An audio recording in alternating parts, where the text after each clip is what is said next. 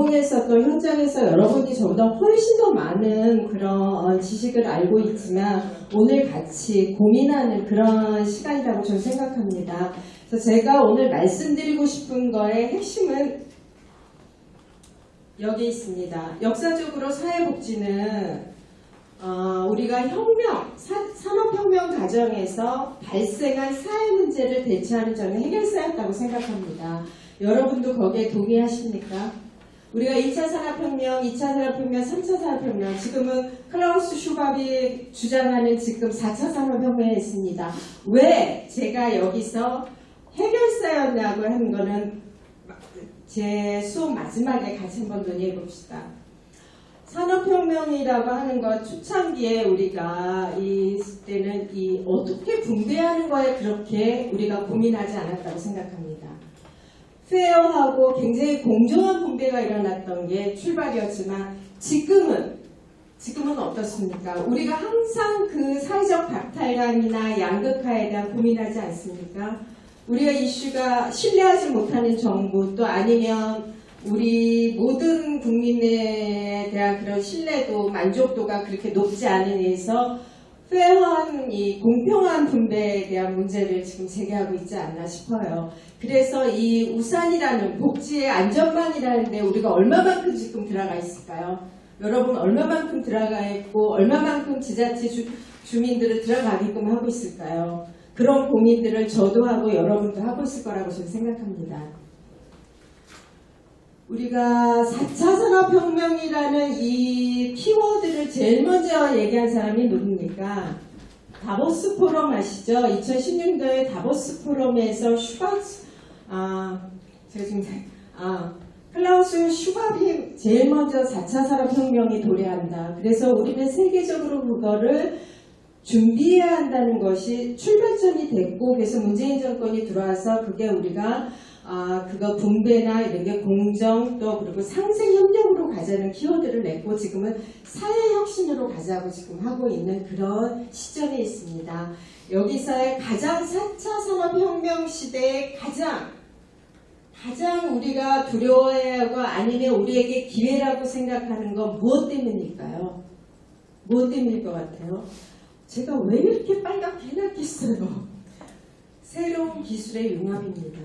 우리가 하나만 요새 대학에서도 융합학과들이 많이 생겨나죠. 그 예전에는 우리가 철학과나 영문과 뭐 이런 게 너무너무도 인기가 있었던 학문이에요. 제가 8학번이거든요. 저희 때도 가정학과라는 게 있었고요. 영문과 뭐 이런 게 있는데 지금 가정학과 자체가 없어졌습니다. 이름이 바뀌었어요. 그리고 경제학과만 들어가면 먹고 살 거라는 그런 시대에 살았지만 지금 어때요? 그런 기본 학문을 공부하는 학과들은 굉장히 도태하고 융합하고 새로운 거를 기술을 해내는 그런 학문들이 발달되고 있습니다. 그리고 영문과 없어져야 할 학문이라고, 그러니까 학문이 없어져야 되는 게 아니라 학과가 필요 없다는 얘기를 해요. 왜냐하면 지금 젊은 세대를 영어 못하는 사람들이 없거든요. 그래서 대학에서 영문과를 없애려고 하는 움직임들이 지금 있습니다. 그렇게 해서 지금 이런 다양한 분야에서 생명공학 등 다양한 분야에서 새로운 기술을 융합해서 그 시너지로 사회 전체의 경제나 사회에 영향을 미치고 최종적으로 우리의 생활에 영향을 크게 미치는 것이 4차 산업혁명이다. 그래서 슈밥이 14년도에 이런 4차 산업혁명이라는 책을 냈고 그리고 16년도에 넥스트 4차 산업혁명 책을 냈어요. 그거 한번 읽어보세요. 읽어보면 거기서 강조하는 거는 지금 1차, 2차, 3차, 4차는 우리가 생각하지도 못할 지능과 방대한 정보의 사회다. 그래서 거기서 나타나는 시너지는 일자리가 어느 학자는 없어질 거다. 다 기대가 해줄 거다. 어느 학자들은 1, 2차, 3차 때도 일자리는 없어진다고 했지만 새로운 일자리가 창출될 것이다. 하지만 그런 과도기적인 거가 지금보다는 저는 훨씬 더 많이 진전이 될 거라고 생각하고 우리가 느끼지 못하지만 지금 과학은 굉장히 진전되어 있습니다. 복제인간이 나올 수도 있고 나왔다고 저는 생각하지만 현실화가 안 되고 이런 것들에 의해서 점점 양극화는 증가될 거고 우리 사회는 혼란 속에 빠질 거라 그거를 대응을 해야 되는 것이 우리의 몫이라고 저는 생각합니다. 그리고 우리가 갖고 있는 지금 어느 나라보다도 아까 앞에서 말씀드린 저출산 고령화가 우리나라에 굉장히 큰 문제죠. 거기서 우리 국민들의 삶의 질은 최하위권에 있습니다. 이랬을 때 이 4차 산업혁명을 어떻게 극복할 것인가가 아마 제가 여기서 여러분께 던지는 아마 화두일 것입니다. 인류는 산업혁명을 통해서 굉장히 선진국으로 도약을 했습니다. 그게 대표적인 게 영국이고요. 2차 산업혁명, 1차 산업혁명 증기가 발전해서 대량 생산이 되면서 굉장히 선진국으로 했던 게 영국이죠. 그리고 그 후에 미국.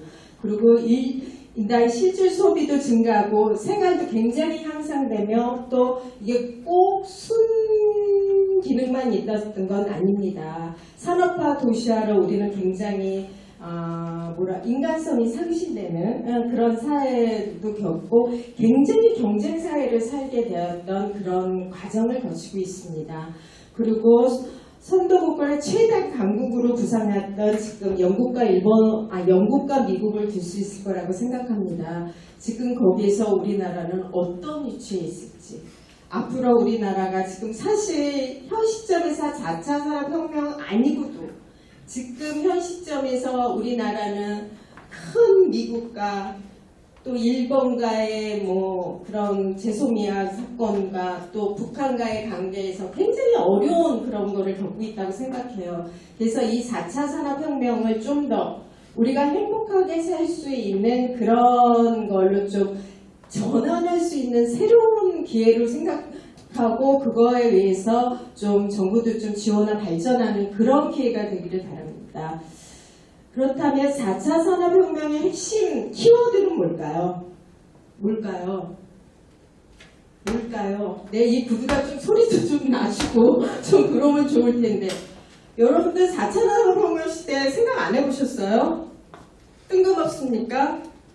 키워드는 창의성과 전 융합이라고 생각해요. 새로운 사고, 또 저도 공공기관에 근무하고 여러분들은 그 공무원이라는 신분에서 우리는 탁 틀에 박힌 그런 행정조직체 안에서 근무하는 사람들이지만 요새 젊은 친구들 20대, 30대, 제가 정책연구실에 있으니까 연구원들이 와요. 그리고 20대 후반, 30대 초반하고 같이 일하다 보면 우리가 생각할 수도 없는 내가 지금 50대 후반이지만 내가 갖고 있지 않은 그런 노하우들, 그런 창의력이 굉장히 많습니다. 그럼 우리 같은 기성세대들은 그런 창의력을 가진 젊은 반짝반짝한 세대들을 얼마만큼 잘 수용하고 얼마만큼 정책을 반영할 수 있나, 그러려면 우리가 그거를 포용할 수 있는 많은 지식과 마음이 갖고 있어야 된다고 저는 생각을 해요.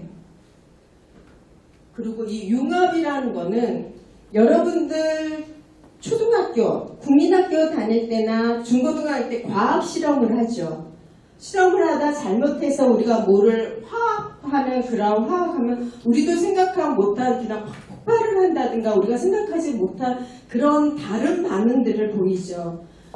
그럴 만큼 우리한테 힘을 발휘할 수 있는 게 전 융합이라고 생각합니다. 그리고 여기에 꽤 제가 멋있는 그 그림을 넣어놨었는데 이제야 나타나네요. 이렇게 이 4차 산업혁명의 창의성과 융합을 우리가 생각하지도 못한 그런 것들이 일어나고 지금 있습니다. 그리고 협력과 공감이에요. 슈밥이 한 그 넥스트 4차 산업혁명 거기서의 그 키워드는 나중에 그 공감이에요.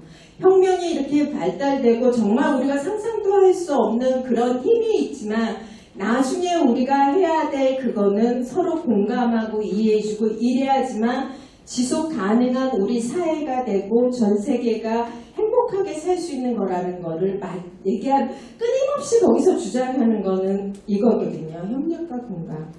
저는 우리가 할 수 있는 일이 이렇게 융합이 해서 기술이 발전을 하지만 우리 같은 사람이 혁신을 하고 같이 공감대를 만들어주고 하는 협력과 공감이 있어야만 이 사회는 지속 가능할 수 있다고 생각을 합니다. 4차 산업혁명의 부작용, 여러분들 너무도 잘 알 거예요. 16년에 서울경제가 이걸 가지고 과학기술상을 탄 대상자들한테 설문조사를 한 내용입니다. 거기서 가장 크게 했던 게 양극화의 심화예요. 이 양극화의 심화는 저는 제도권 안에서도 양극화의 심화가 일어나겠지만 제도권 밖에 있는 사람들의 양극화의 심화는 훨씬 더 많이 일어날 겁니다. 그리고 우리는 이제 1인 사회, 한 사람만이 기업도 하고 혼밥, 혼술을 하는 사회로 바뀌었어요. 우리나라가 유교 문화의 국가입니까? 지금도 유교 문화의 국가라고 말해도 되나요? 어떻게 생각하세요? 유교 문화의 국가입니까? 우리나라가 지금? 아닌데요. 어떻게 생각하세요? 제가 성을 몰라서 우리 젊은 친구 제일 젊다고 제일 젊다고 생각하시는 분 우리나라가 유교 국가라고 생각하십니까? 젊은 분이 없거든요.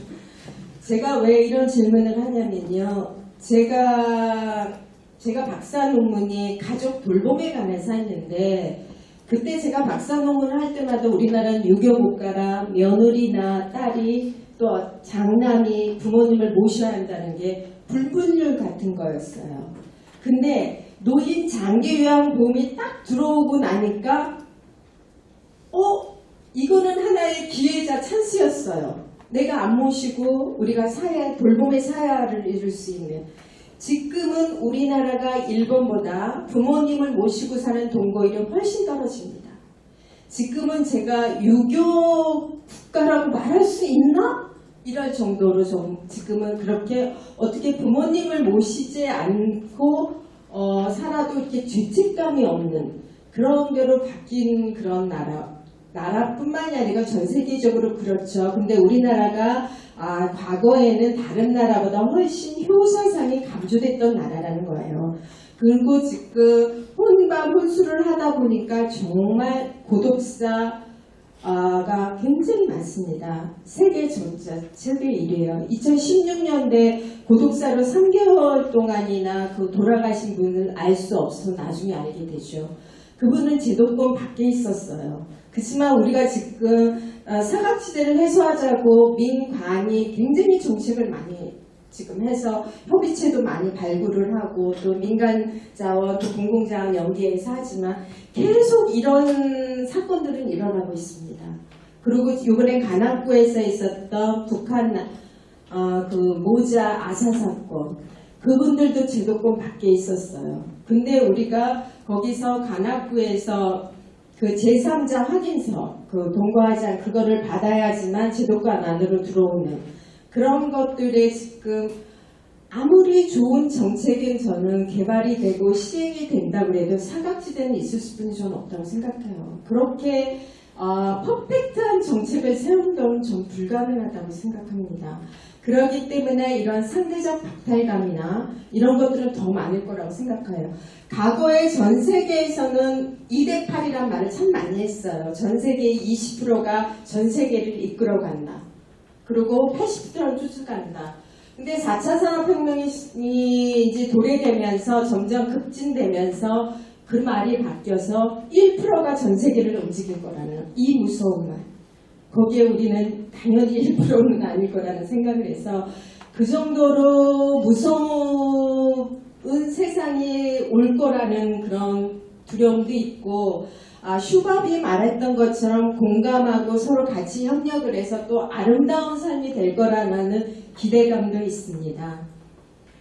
그리고 대량 실업을 겪을 거다. 이 대량 실업은 저는 지금 4차 산업혁명이 시작된 지금 현재도 대량 실업이라고 생각을 해요. 지금 소득주도 성장이 어떻고 뭐하고 잘 모르겠습니다.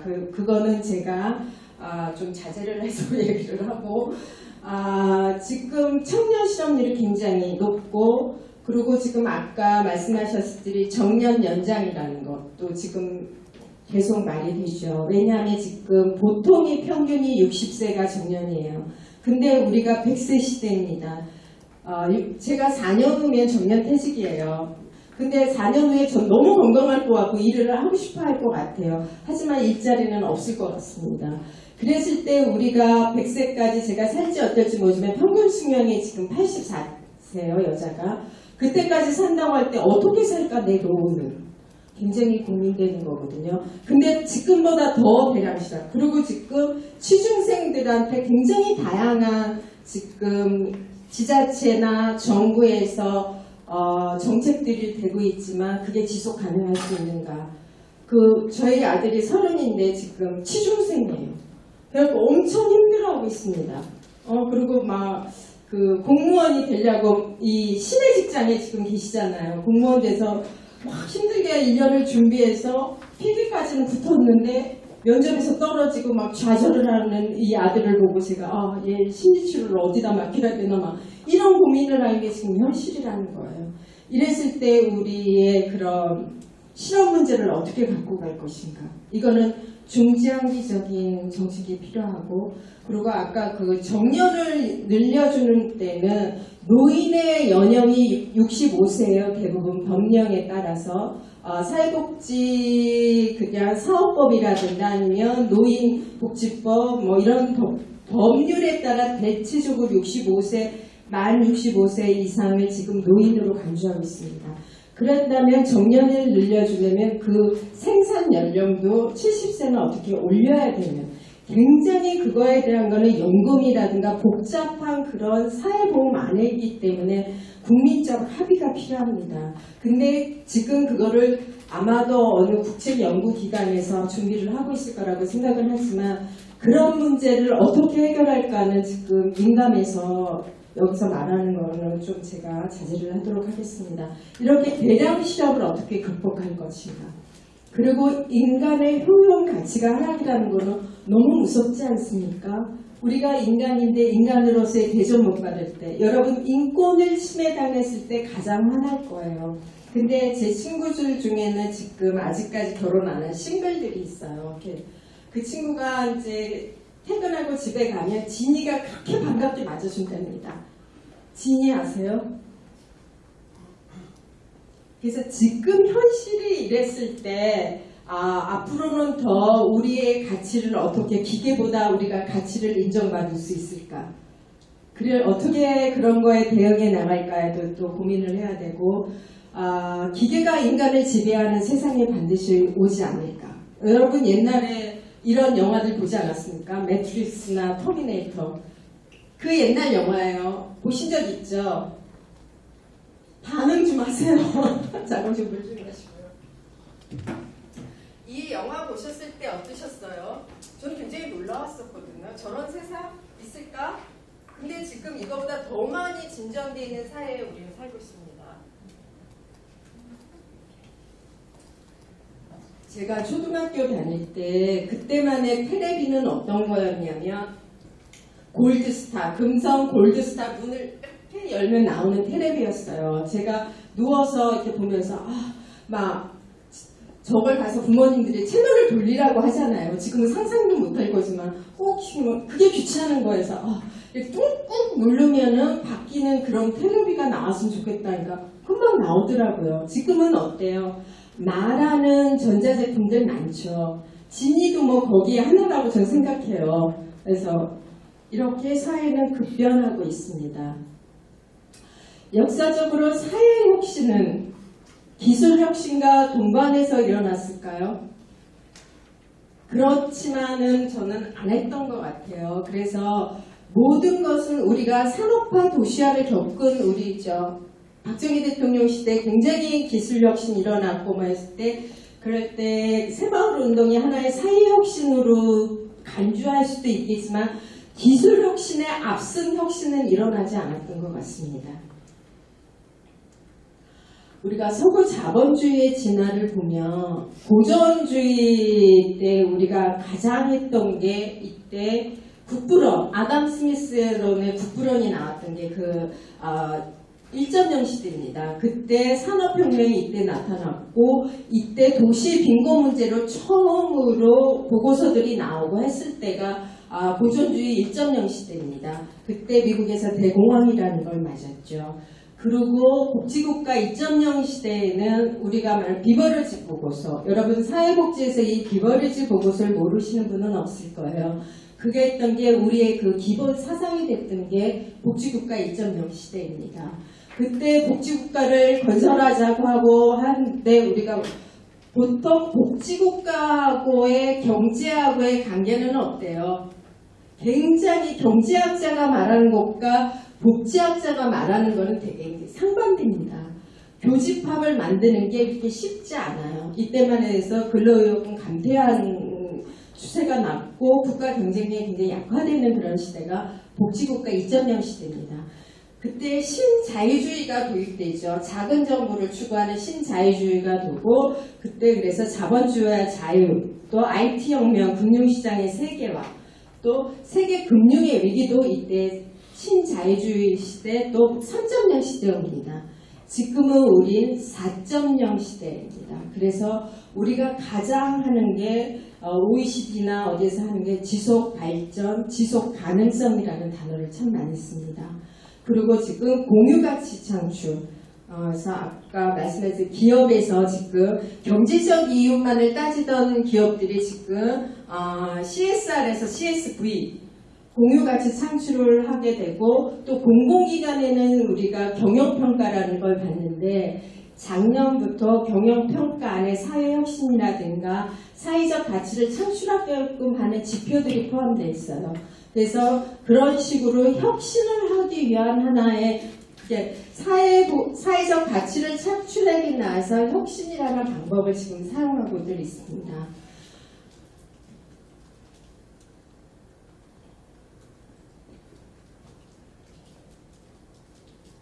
지금 지자체도 지자체가 그 시설이나 이런 거 지도 감독을 하시는데 지자체만도 평가를 지금 받으시죠. 지자체별로.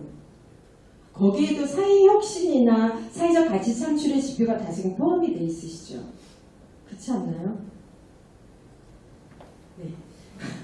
그래서 제가 보는 이런 현 시점에서 그렇다면 4차 산업혁명 시대에 우리가 갖고 있는 복지 패러다임이 어떻게 바뀌어야 되는지 아니면 어떻게 가야 되는지를 좀 7가지로 제가 정리를 해봤습니다. 첫 번째가 맞춤복지. 이 맞춤복지는 박근혜 정권에서 말했던 그 맞춤복지, 뭐 생애주기별 복지 그거하고도 연결이 되겠지만 우리가 굉장히 축적되어 있는 빅데이터가 있습니다. 근데 지금 이 빅데이터를 잘 활용을 못하는 이유는 개인정보보호법이 너무너무도 지금 확고히 자리를 잡고 있어서 지금 빅데이터를 지금 사용을 못하지만 사회복지정보원에 갖고 있는 정보라든가 건보공단에서 갖고 있는 정보, 연금공단에서 갖고 있는 정보, 각 병원들의 종합병원에서 갖고 있는 정보들이 다 활용을 할 수 있게 된다면 우린 정말 그거에 근거한 우리 일상생활을 편리하게 되고 일상생활을 지원받게 돼서 삶의 질을 제고하는 데 큰 기여를 할 거라고 생각을 합니다. 그리고 두 번째가 유연복지입니다.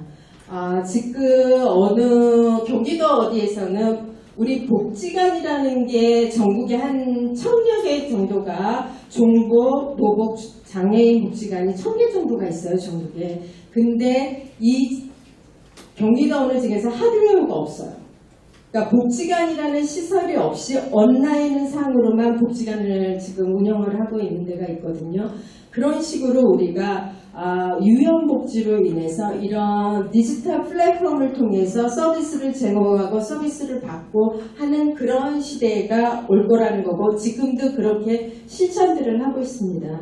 영국에 가면 그 서클이라는 사회적 협동조합이 있어요. 그러니까 영국은 우리보다 고령화가 많이 앞서고 또 커뮤니티 케어를 우리보다 많이 진전이 돼 있는 나라예요. 그럼에도 불구하고 제도권 밖에서 그런 돌봄에 대한 그런 아쉬움들을 겪고 있는 노인분들이 많거든요. 그래서 그 온라인 플랫폼을 만들어 놓고 자기가 할 수 있는 일을 올려요. 그럼 미국에서는 이렇게 잔디 같은 거를 깎아야 되고 또 본인들이 이렇게 혼자 사시는 어르신들이 많으니까 장도 봐줘야 되고 또 어느 날은 내가 손녀나 손자한테 선물하고 싶은데 뭘 해야 될지 모르는 거예요. 그래서 젊은 친구들하고 고민을 상담하고 싶고 그런 사소한 것들을 올리며 그 온라인상에 있는 어느 누가 해줄 수 있는 그 지역에서 제가 해줄 수 있습니다고 하면은 조그만 금액의 돈을 지불하고 그 서비스를 받을 수 있는 그런 온라인 플랫폼을 지금 만독에서 지금 서클이라고 해서 지금 운영을 하고 있고요. 일본에서도 사회적 협동작업으로 해서 그런 돌봄에 대한 공동체가 굉장히 많습니다. 근데 일본과 영국에서 그 사회적 경제가 활성화가 되는 거는 자발적이라는 거예요. 근데 우리나라에서 사회적 경제라는 것은 정책 안으로 들어와서 행안부, 복지부, 국토부에서 다 하는 게 돈을 보조금을 지원해주고 하다 보면 지원금만 끊기면은 활성화가 되지 않고 그냥 문을 닫는 그런 게 지금 계속 악순환이 되고 있거든요. 그래서 지금 자발적으로 할 수 있는 공동체가 형성이 돼서 사회적 협동작업으로 가는 그런 소규모식으로 간다면 훨씬 더 그 유연한 복지, 내가 받을 수 있는 게 제도권 밖에서도 많아지는 좀 행복해지는 사회가 될 수 있는 그렇게 될 거라고 생각합니다. 다음은 스마트 복지죠. 우리가 지금 인공지능이라든가 빅데이터, 클라우드 이런 것들을 활용을 해서 우리가 아주 그 신기술을 활용을 해서 신속하고 정확하게 우리가 서비스를 제공할 수 있게 될 거라고 생각합니다. 근데 여기 if 조건이 있죠. 사회복지사들이 이거를 활용하고 같이 제공하고 또 이거를 해서 야기되는 문제를 해결할 수 있도록 사회복지사의 역량을 강화하는 그 교육 프로그램도 같이 가야 된다는 것입니다. 다음으로는 생산복지입니다. 우리가 이제는 경제, 경영을 복지에 융합할 시대입니다. 전에도 많이 융합을 됐지만 앞으로는 더더욱 많이 융합을 해서 새로운 사회적 경제를 창출하고 이 사회 서비스 일자리가 굉장히 좋은 일자리며 일자리 보고를 만들어야 됩니다. 지금 여러분들 작년, 재작년도의 그 보고서를 보면 우리 전체 일자리 중에서 포션을 가장 많이 차지하고 창출됐던 일자리가 사회 서비스 일자리예요. 제조업이나 뭐 이런 것들은 굉장히 많이 지금 마이너스를 보이고 있지만 사회 서비스 쪽은 굉장히 많은 창출을 해요. 근데 문제는 뭐죠? 지금 사회 서비스의 일자리를 많이 창출을 하고 있지만 문제는 좋지 않은 일자리. 그래서 그런 인식들이 참 많아서 그런 처우 개선들이 보강이 되고 하면서 좋은 일자리가 되고 또 이렇게 생산복지에 기여할 수 있는 그런 일자리로 창출이 되어야 된다고 생각합니다. 그리고 이제 투명복지. 여러분들 많이 경험하실 거예요. 인권위에서 1년에 한 번씩 그런 복지 수급에 대한 부정 신고들을 발표하죠. 그랬을 때 굉장히 많은 부분들의 많은 금액들이 지금 발표가 되고 그렇습니다. 근데 이게 빅데이터를 활용하게 되면 그런 거는 굉장히 많이 줄어들 수 있고요. 또 그렇게 발표된 내용 안에서 제도권 안에서의 그 문제들로 인해서 어쩔 수 없이 이렇게 그런 수급 뭐라고 하죠? 그거를 그 행정처리에 문제가 생겨서 그렇게 부정수급을 해야 되는 그런 것들도 간혹 있어요. 그래서 그런 것들도 제도 개선해 나가고 이렇게 우리가 빅데이터를 사용할 수 있어서 그 투명 복지를 하게 된다면 우리나라가 지금 신뢰도가 세계에서 굉장히 떨어지는 국가 중에 하나입니다. 이탈리아, 그리스 이렇게 우리가 일본의 후쿠야마가 발표한 그런 것들이며 요새 그 노르딕에서 발표한 그런 연구들을 보면 국가 신뢰도가 떨어지면 떨어질수록 행정력으로 소비되는 그런 금액이 굉장히 많이 올라가요. 근데 우리나라는 굉장히 안 좋은 그런 신뢰도가 낮기 때문에 그런 국가 중에 하나입니다.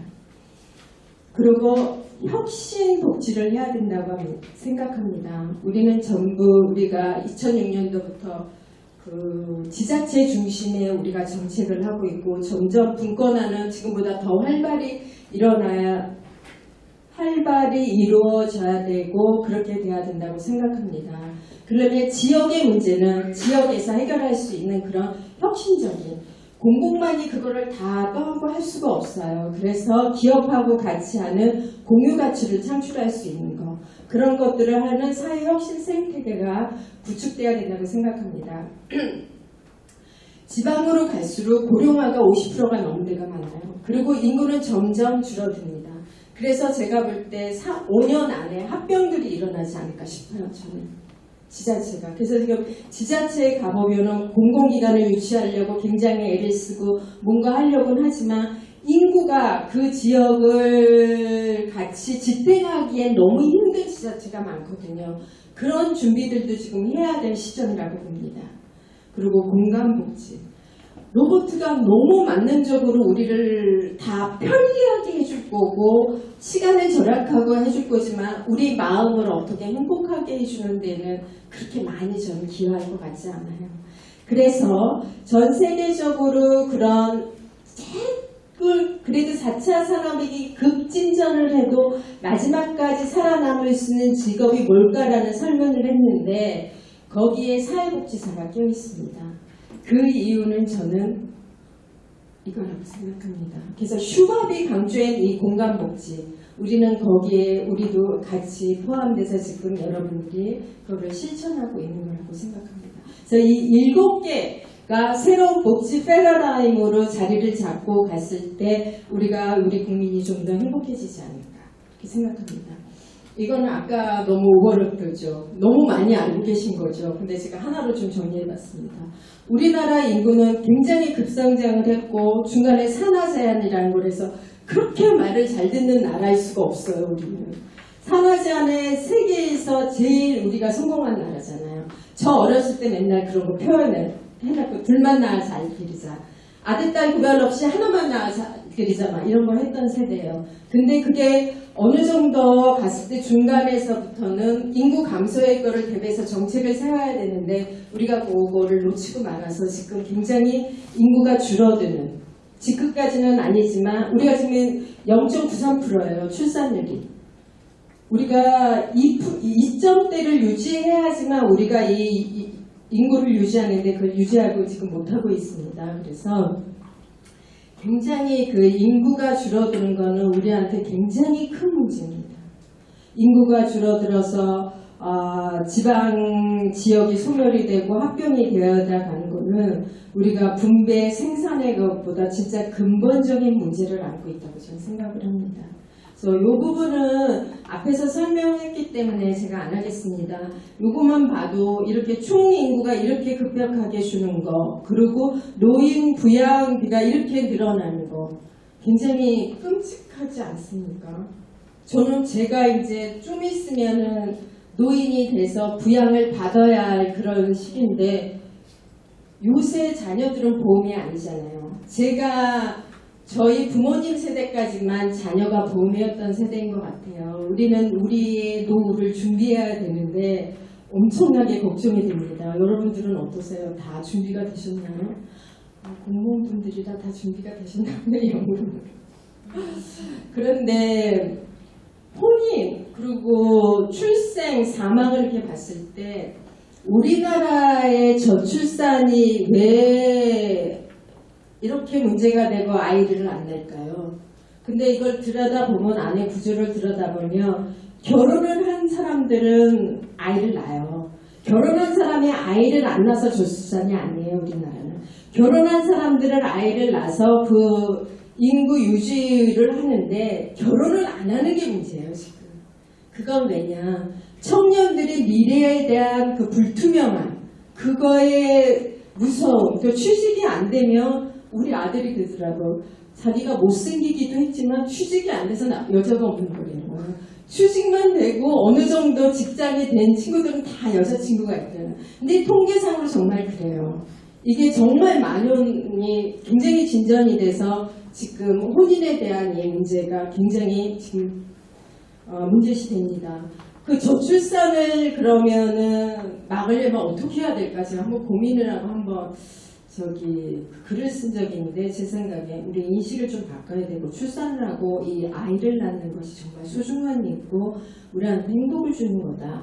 근데 어느 순간에 가서 교육비가 하도 사교육비가 들다 보니까 두려워서 못 나는 사람들이 있고 일가정 양육이 안 돼서 무서워서 못 나는 있고 그런 인식의 전환이 필요하고 그리고 또 우리 제도뿐 아니라 우리가 그 혼외자식 하지만 그걸 인정해줘야지만 우리는 될 것 같습니다. 그것까지 하면 그렇게 적지만은 않거든요. 프랑스가 그거를 극복할 수 있던 건 그런 제도 때문이거든요. 선진국에서는 그런 것들. 또 하나는 이 청년들에게 좋은 일자리가 창출이 돼서 그런 미래가 좀 더 청신호가 이루어진다면 이 문제는 좀 더 저출산 문제는 좀 더 해결되지 않을까 그런 생각을 합니다.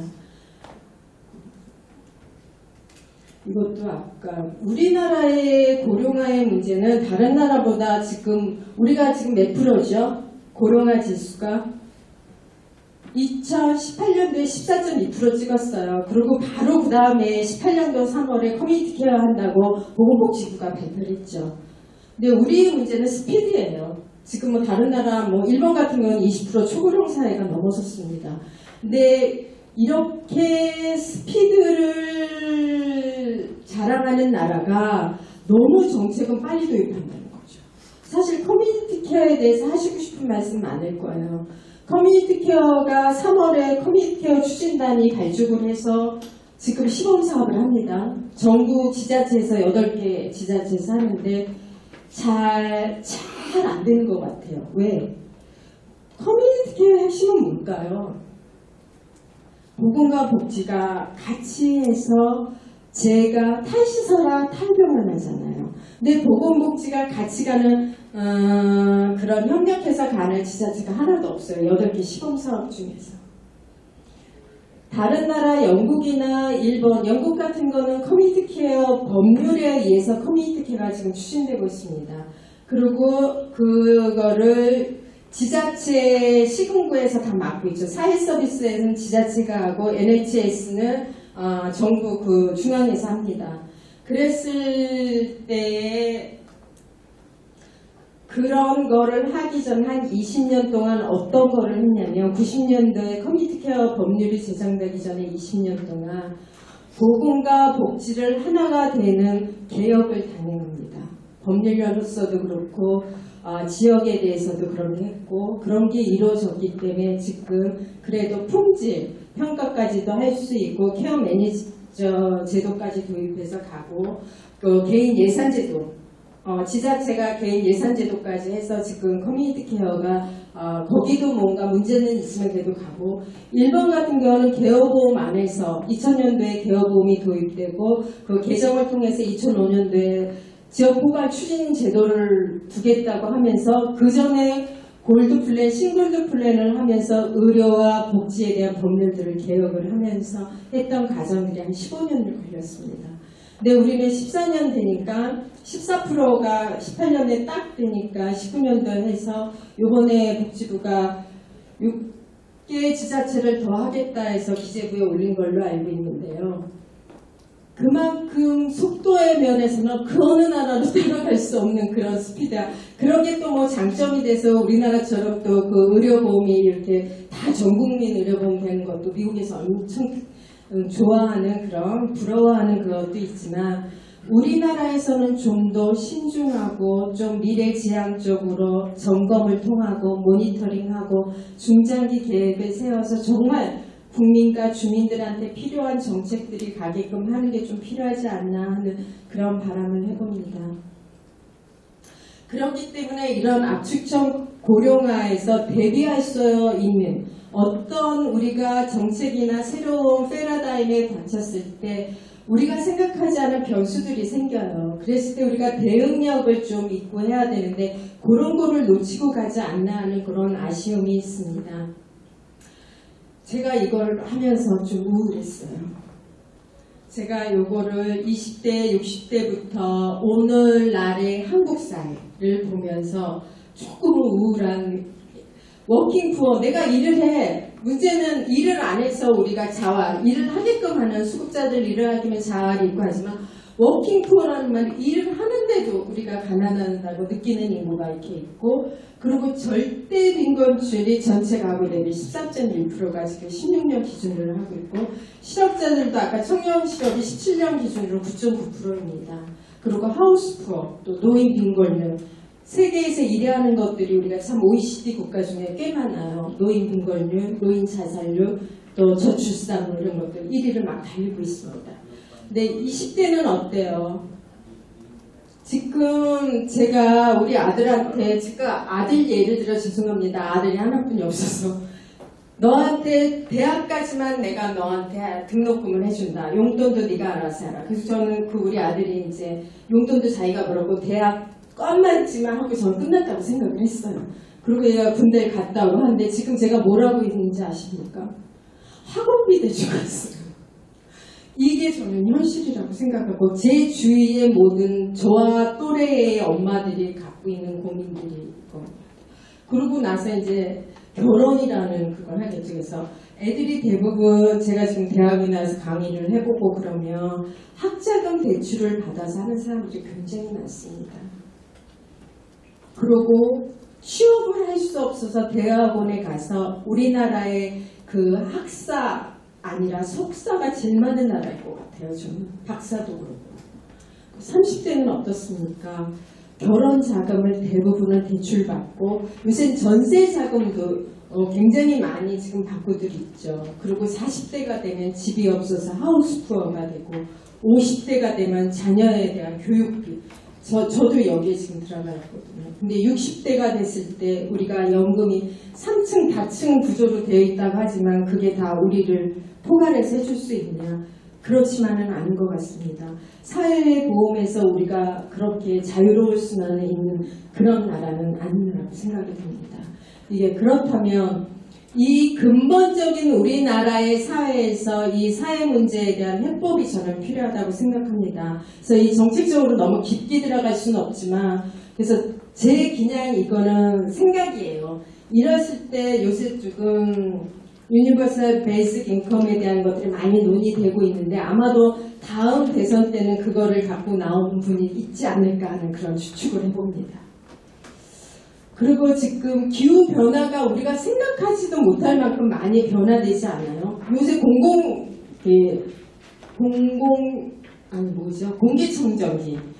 공기청정기 없는 집이 없을 정도로 요새 공기가 너무 많이 변화가 됩니다. 이 환경 기후 변화에 따라 우리가 드는 돈이 기업이나 이런 데 우리가 상상도 할 수 없는 만큼 그게 굉장히 많이 들고 있거든요.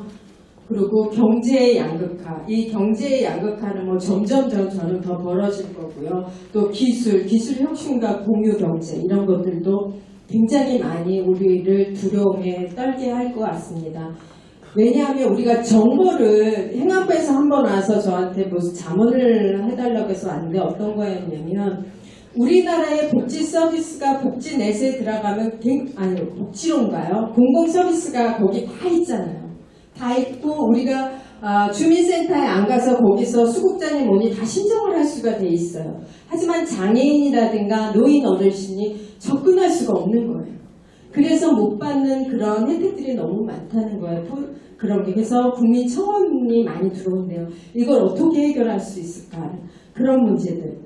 또 제레미, 제가 이름이 생각이 안 나는 그분이 한 말이 너무 우리가 4차 산업이 되면서 대량 생산이 될 거라는 거죠. 너무 하다 보면 한계 비용 제로 시대가 올 거라는 거. 이런 거에 대한 준비도 필요할 거라고 생각합니다.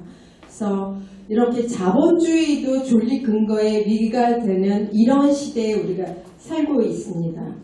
제가 너무 부정적인 얘기만 해서 죄송한데요. 제 주제가 그렇다 보니까 그렇습니다. 우리나라가 GDP 세계 11위고 소득 3만 불 시대를 찍었죠, 우리가. 그래서 경제 성장에 엄청난 나라입니다. 그리고 민주주의 발전에서 촛불 시민 혁명을 이룬 나라입니다. 하지만 우리 정부는 어떻습니까? 국민의 삶의 질이 지금 29위 굉장히 하위권에 있습니다. 그리고 정부 신뢰도도 굉장히 바닥이고요. 그리고 국회 인식 지수도 51입니다.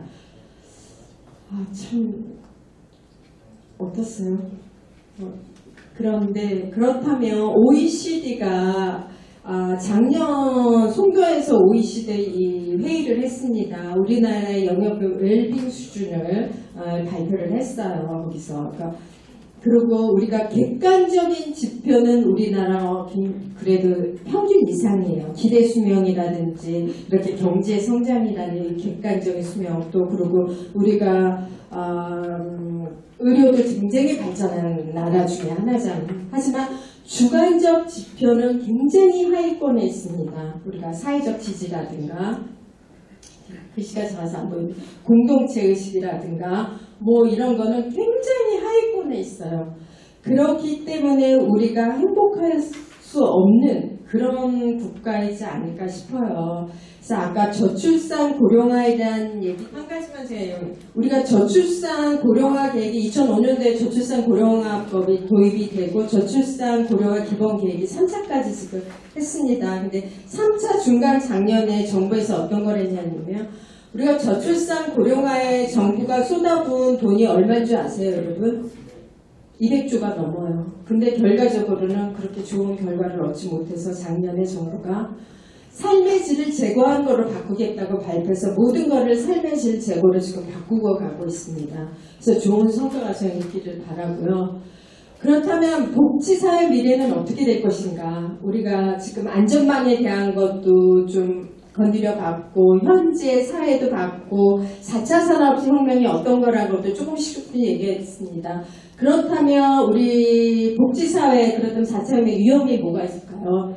평균 수명과 건강 수명에 따른 근로 가능 연령이 아까 증가한다고 했어요. 엄청 증가하겠죠. 지금 우리가 대기업은 60살까지 다 못 채우죠. 보통 공공기관 만 60세죠. 학교 특수직만 좀 넘게 할 때, 그랬을 때 어떤 거? 정말 연금과 이런 생산 연령을 같이 올릴까, 뭐 그런 국민적 합의 같은 게 하고, 또 인공지능으로 인한 일상생활과 전문 대체에 따른 노동시장에 대한 그 양극화가 일어날 것입니다. 이 양극화는 어떤 거냐면요, 요것들은 한번 보시고 제가 하고 싶은 말씀을 드릴게요. 아까도 로봇이 하는 시대가 됐다고 했죠. 요거는 제가 일본에 가서 작년 오사카에 가서 베리어 프리 그 박람회에 가서 찍어온 건데, 일본은 지금 로봇이 정말 돌봄 시장에서 케어를 하고 있습니다. 그거는 왜냐하면 우리보다 과학기술이 발전해서 그런 거 아니에요. 우리나라도 다 이거 개발이 돼 있어요. 뭐가 발전돼 있냐, 일본 우리나라보다. 우리나라보다 노년화가, 고령화가 20년 앞섰기 때문에 제도나 정책이 발전할 수뿐이 없는 게 일본이에요. 우리가 먼저 고령화가 됐다면 우리가 그렇게 발전이 돼 있었겠죠. 근데 사회보험 안에 있는 개요보험이 많이 우리보다 좀 앞서 있어요. 그리고 이런 로봇들을 개요보험 안에 복지용구라는 걸로 사회보험화해서 일반화돼서 많이 사용을 합니다. 그렇기 때문에 고령 친화 사업이 활성화됐고, 고령 친화 사업 안에 이런 대기업들, 미쓰비시나 뭐 이런 것들이 다 들어와 있어요. 우리나라는 아직 그렇지 않다는 거죠. 그래서 개요보험 안에 그 복지 용구가 11,000개, 11,000개가 좀 그 정도 들어와 있고, 우리나라는 18년 기준으로 560개가 들어와 있어요. 그런 양극화가 일어날 거고, 그렇다면 이게 뭐냐면 8호라는 인형이에요. 그랬을 때 요분이 인지증 치매 환자예요. 그럼 저도 가서 직접 만져보고 시설 가서 봤는데 아이 컨택을 해요. 그럼 말하면 얘도 거기에 반응을 해줘요. 말은 못하지만. 하지만 이분이 시설에 계신 분인데, 치매 환자들은 잠시도 떠날 수 없게 계속 돌봄을 해줘야 해요. 근데 일본은 점점 노인 인구가 20%가 훨씬 넘었잖아요. 그러니까 돌봄 인력이 부족한 거예요, 일본이.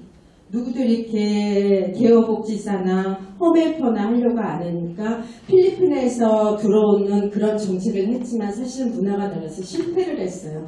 그러다 보니까 생각한 게 로봇을 개발하자는 거였어요. 이 돌봄 인구를 감소되는 걸 어떻게 할 수 없으니까 로봇을 해서, 이분이 이 8호하고 있으면 좀 여기서 같이 놀고 하는 시간이 좀 돌봄을 할 수 있는 그 시간을 확보할 수 있게 되고요. 이건 뭐냐면 이거는 월 1,000원만 내면은 집에서 제가 서비스에서 사용할 수 있는 침대예요. 그냥 보통 우리가 하는 침대예요. 근데 반 이렇게 구분이 돼 있어서 뇌졸중 환자들이 집에서 케어할 때 이동이 굉장히 힘들어요. 또 체중이 많이 나간다면 더더욱입니다. 보통 2번만 누르니까 이렇게 변하더라고요. 휠체어로. 그럼 거기서 조금만 이동하면 뇌졸중 환자들이 오른쪽 편말이냐 왼쪽 편말이냐에 따라 이동하는 방법들이 다르잖아요. 그것만 집안에서 숙지한다면 편하게 이동할 수 있는 거. 그리고 계단을 내려갈 수 있는 휠체어가 지금 개발이 돼 있고, 그래서 제가 작년에 고령 친화사 그 정책 토론에서 우리나라 거기가 어디지? 그 공공기관에 있는 분하고 나눠봤더니 우리나라도 좀 카이스트 교수나면 충분히 하는데 뭐냐면 사회보험과 연결이 안 되니까 사용할 수가 없는 거예요. 우리나라 돈 많은 사람들만 사용할 수 있는 그런 양극화가 지금 되는 거죠. 그래서 제가 바라고 싶은 건 정책적으로 이게 노인 장기요양 보험안으로 들어와서 지역의 주민들이 편하게 살 수 있게끔 이런 것들을 월 얼마, 우리가 지금 노인 장기요양보험에서는 20%만 내면 자기 부담금이 20%잖아요. 그렇게 쓸 수 있는 정책적인 그런 뒷받침이 돼야지만 우리가 행복하게 살 수 있는 그런 게 될 거라고 저는 생각을 합니다. 그리고 요거는 가상 그거예요. 보고 있으면 우리가 어르신들이 우리가 80세, 90세 되면 여행을 가고 싶어도 갈 수가 없잖아요. 그럼 이걸 끼고 정말 그냥 우리가 봤을 때는 비디오지만 정말 여행을 가면서 그걸 느끼는 것처럼 느끼는 거예요. 가상세계. 그리고 성적인 문제도 이걸로 해결을 할 수가 있고요. 그런 세상으로 지금 바뀌고 있습니다. 그리고 뭐 이런 이동기술이라든가 뭐 이런 거 헬스케어는 지금 많이들 사용을 하고 있어요. 집에서. 이거는 강남구에서 했던 그 노인 자살 요인에 대한 분석들을 만들어서 빅데이터를 활용해서 했던 거예요. 근데 이게 지속 가능하지 않아서 그렇지. 이런 것들이 지금 하고 있고요. 또 SK 지원을 받아서 독거노인 지원센터에서 집에 이런 것들을 시설을 해놓고 휴대폰으로 가족이 볼 수 있는 거. 근데 그 LG나 어디서도 많이 하고 있죠. 그랬을 때 개인보호법 그런가 연결해서 그런 것들이 지금 공유 가치로 SK랑 많이 하고 있고, 이런 것들이 된다면 빅데이터를 활용해서 한다면 이런 것도 전 예방은 가능할 거라고 생각을 합니다. 앞으로의 미래 사회는 신청하는 복지 세대는 저는 끝났다고 생각합니다. 착동도 많이 서울시에서 하고 있지, 성과도 내고 또 아니다고 하는 것도 찬반 양론이 있지만 앞으로는 찾아주는 복지 서비스가 분명히 될 겁니다. 왜냐하면 빅데이터를 분석을 해서 그걸 통해서 복지 사각지대를 발굴하고 서비스를 주는 이런 걸로 바뀌어야지만 지금 사회 안전망에서 배제되어 있는 사람들을 우리가 다 포용할 수 있는 정말 정부가 말하는 포용복지 국가 시대가 되는 그런 거에 한 발자국 다가서지 않을까 그런 생각을 합니다. 가장 중요한 건 제가 인간 중심으로 융합되는 사회. 그렇지 않았을 때 4차 산업혁명에서 노인들이 치매에 걸리거나 자기 의사소통을 하지 못했을 때 자기의 권리주장이나 이런 거에 많은 침해를 받을 것입니다. 그래서 우리가 아까 앞에서도 말한 사회복지가 4차 산업혁명 시대의 해결사가 되려면 같이 공감하고 같이 그 인간 중심으로 융합될 수 있는 이런 사회로서의 사회혁신이 일어난다면 우리는 분명 4차 산업혁명 시대가 갖고 있는 부작용은 많지만 해결사의 역할을 할 수 있는 그런 사회가 될 거라고 생각을 합니다. 나머지 것들은 제가 좀 정리해서 올린 거라 한번 참고하시기 바랍니다. 들어주셔서 감사합니다.